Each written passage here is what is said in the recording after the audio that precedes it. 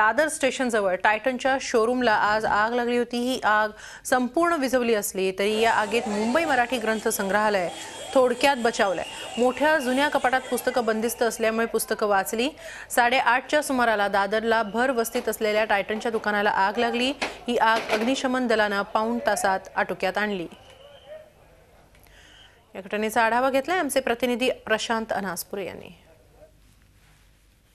मुंबई दादरमध्ये भर वस्तीमध्ये इथं मुंबई मराठी ग्रंथ संग्रहालयाची जी बिल्डिंग आहे तिला अचानकपणे आग लागल्याने इथे ऐन गर्दीच्या वेळी मोठी धावपळ उडालेली आहे।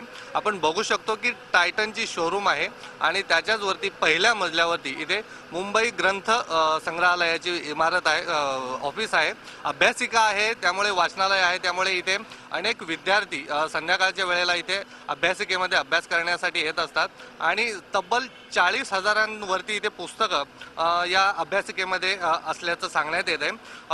नेमकं या पुस्तकांचं काय काय नुकसान झालंय, इमारतीचं नुकसान झालंय, त्यामुळे आग नेमकी कशामुळे लागली हे अद्यापही कारण समजू शकलेलं नाही।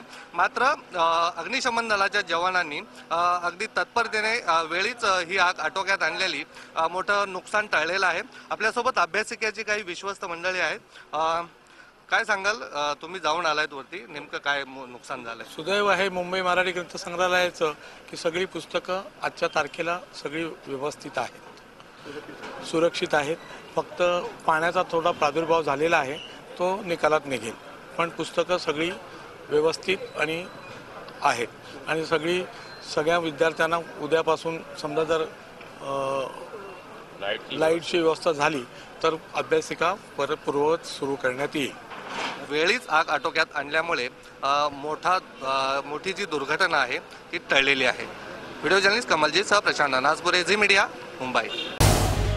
झी 24 तास रहा एक पाऊल पुढे।